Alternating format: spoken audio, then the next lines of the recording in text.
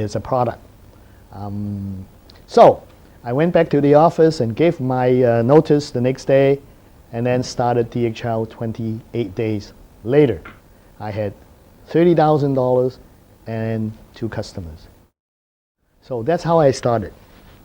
The agreement I had with DHL was Hong Kong would own and operate everything outside of the United States. And that's for tax and regulatory systems reasons, because at that time they have something called the CAB, the Civil Aeronautic Board in the United States, and they were very, very bureaucratic.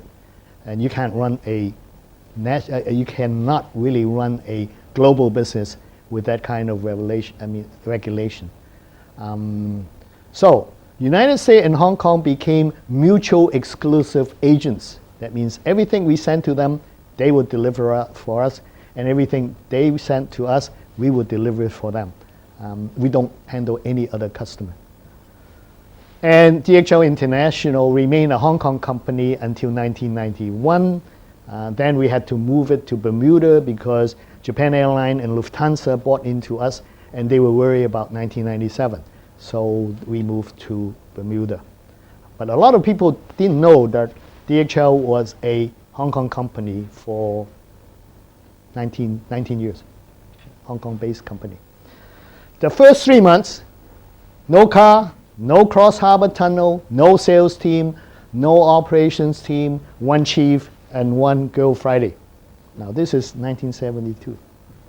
And if I started today, I wouldn't even hire the Girl Friday because I can have the telephone. Those times you have to have somebody mending the phone and an office. So I had 2. This is what I teach at the Hong Kong University Entrepreneurship. If you start your own business, you have to be very lean and very mean. Don't waste money. So every day I go to the office, I look at the incoming telex, I collect material from the 2 customers, went to the airport by riding the minibus to the Kowloon ferry, the North Point ferry, get onto the ferry, get off the ferry on the other side, and then took another minibus to the airport. I shipped the outbound material, sometimes 20 kilos, sometimes 10 kilos, and then I would have lunch, and then I would receive the inbound material, and then carry it back to Central, and then deliver it. And then after that, I would go on sales call. There's 2 side stories to this. Number 1, I was dating 2 ladies at the time. One was from Central, the other one was from the airport. Right? And the Central lady, girl, looking at me, this guy carrying dirty bags. The courier bags are really dirty, some of them. And then pretty much she dumped me. So I eventually married the one at the airport. So the other lady, I don't know, she must be kicking herself now. I didn't have enough money, so I had to work at night. And the one skill I had was with language. So a friend of mine was doing the Golden Harvest movies, and so they needed somebody who write the dubbing script. They would let you look at the movie and then give you a script in Chinese. Then I have to spend about 30-40 hours to translate it into English. And then I have to sit with the dubbing team during the night when they're dubbing it into English. So if you're watching Enter the Dragon, one arm swordsman, all the Bruce Lee movie, if you find those grammar were incorrect and bad English, it's my work. That went on for only 13 months. It wasn't all smooth sailing. I was arrested for infringing on the postal monopoly on June 16, 1973. I started the company in 1972, right? So within 13 months, I was arrested. It could be devastating, but when you have nothing to lose, And a lot of people still ask me, you had a good job. You know. And what happened? I say, I don't know. But my passion was I was doing something right for the community.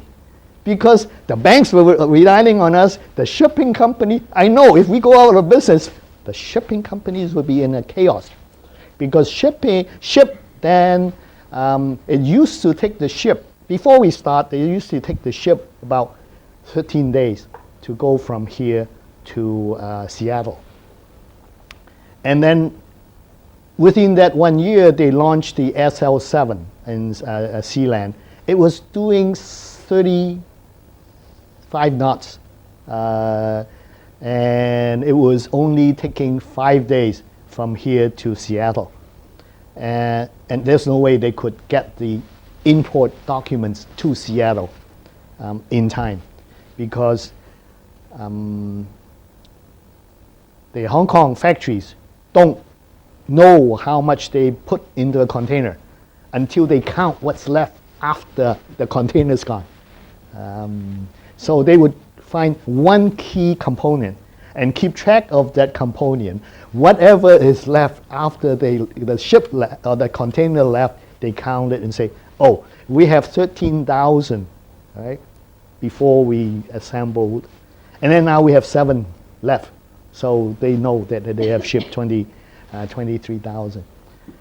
Now, I knew that there is a postal monopoly, but I consider DHL was not shipping letters, because we were shipping documents, cancel checks. You banks call that cash letters. It was called a letter, but actually they were sending checks. It's not until the post office and the police officer showed me the definition of a letter, then I knew I was in trouble. It says, a letter includes any communication from a person or body of persons to another person or body of persons on any material in any language or signs produced on such material so sent. Well, if you look at that, everything from a menu to a tombstone can be a letter.